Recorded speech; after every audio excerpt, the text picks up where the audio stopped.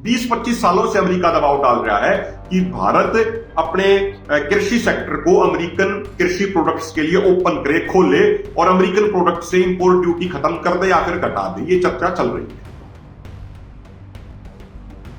भारत और अमेरिका के बीच में भी बातचीत चल रही है एक ट्रेड एक्ट साइन करने की, एक ट्रेड एग्रीमेंट साइन करने की। और उस ट्रेड एग्रीमेंट में जो एक प्रस्तावित ट्रेड एग्रीमेंट है उसमें खेती को भी शामिल करने के ऊपर विचार चर्चा चल रही है।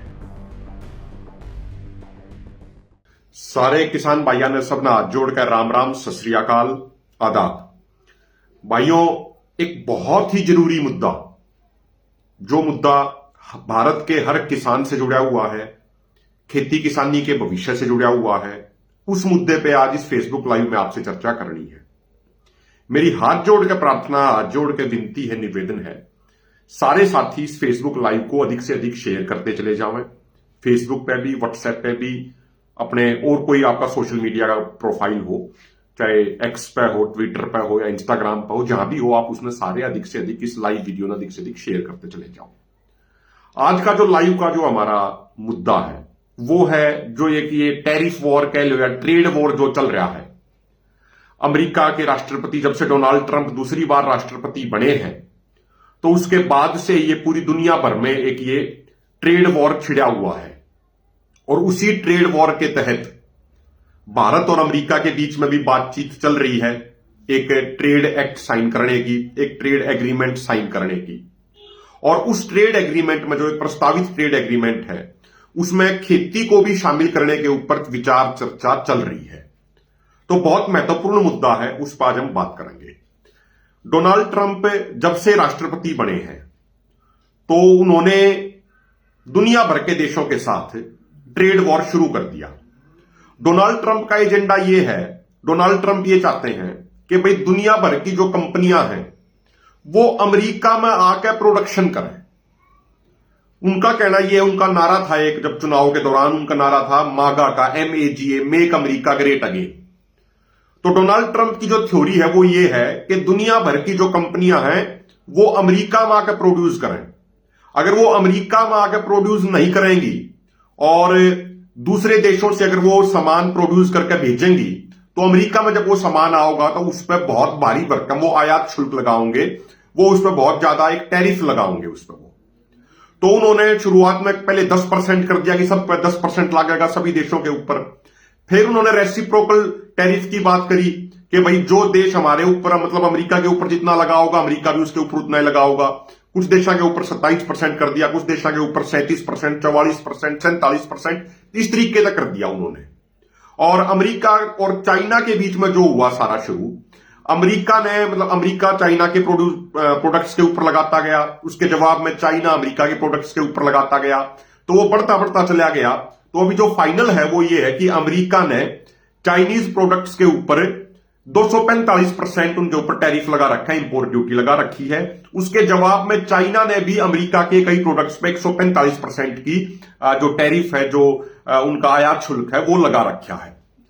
तो जब ये पूरा विवाद शुरू हुआ उसके बाद अमेरिका के राष्ट्रपति ने ऐलान किया कि भाई चाइना को छोड़कर और अन्य देशों को वो 90 दिन का एक समय दे रहे हैं कि भाई उस 90 दिन के दौरान अगर आपको कोई ट्रेड एक्ट साइन करना है, कोई ट्रेड एग्रीमेंट अमेरिका के साथ साइन करना है, वो कर लो, नहीं तो उसके बाद फिर रेसिप्रोकल ट्रेड लगेगा 90 दिन के बाद। तो 90 दिन की एक तरीके से छूट दे दी 90 दिन की।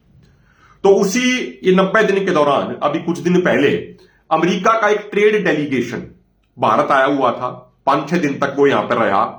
भारत में जो संबंधित विभाग हैं, जो कॉमर्स मिनिस्ट्री के जो अधिकारी हैं, उन सबसे बातचीत चली उनकी। उसी कड़ी में आज अमेरिका के उपराष्ट्रपति JD वेंस है, वो अपने परिवार के साथ भारत के दौरे पर आए हैं। अक्सर अखबारों में छपा हुआ, मीडिया में चल रहा है कि भाई JD वेंस तो अपने एक पारिवारिक दौरे पे आए हैं, वो जयपुर जाएंगे, आगरा जाएंगे, रेड फोर्ट, लाल किला देखेंगे, इस तरीके से आए हुए हैं। क्योंकि उनकी जो पत्नी है उषा वेंस, वो भारतीय मूल की, आंध्र प्रदेश के, उनके मतलब पिछला उनका बैकग्राउंड आंध्र प्रदेश का, उनका पारिवारिक बैकग्राउंड। तो ये कहा जा रहा है कि भाई वो अपने परिवार के साथ आए हैं। लेकिन उनके इस दौरे पे उनके साथ साथ अमेरिका के कई ट्रेड जो है उनके अधिकारी हैं वो भी आए हैं, उनके डिफेंस मिनिस्ट्री के अधिकारी भी आए हैं, अन्य अधिकारी भी उनके आए हैं। और उनकी अलग अलग आज उनकी प्रधानमंत्री जी से भी मीटिंग है, अन्य अधिकारियों से भी, अन्य मंत्रियों से भी उनकी मीटिंग प्लान्ड है। तो बहुत सारे कयास ये भी लगाए जा रहे हैं कि इस दौरे के दौरान भी उस ट्रेड एक्ट के बारे में भी, ट्रेड एग्रीमेंट के बारे में भी चर्चा होगी।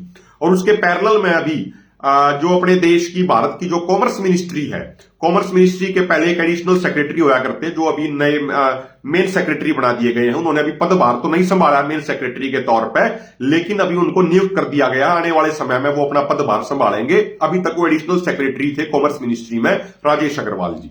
तो राजेश अग्रवाल के नेतृत्व में भारत का भी एक ट्रेड डेलीगेशन है अधिकारियों का, वो अमेरिका गया हुआ है वहां पे एक कुछ चीजों पे चर्चा करने के लिए कि भाई 90 दिनों के दौरान क्या कुछ फाइनलाइज हो सकता है। ये तैयारी चल रही है और अखबारों में जो खबरें आ रही हैं उनके अनुसार अक्टूबर महीने तक ये कयास लगाए जा रहे हैं कि भारत और अमेरिका के बीच में जो ट्रेड एग्रीमेंट है उसके पहले राउंड को लेकर साइनिंग हो जाएगी।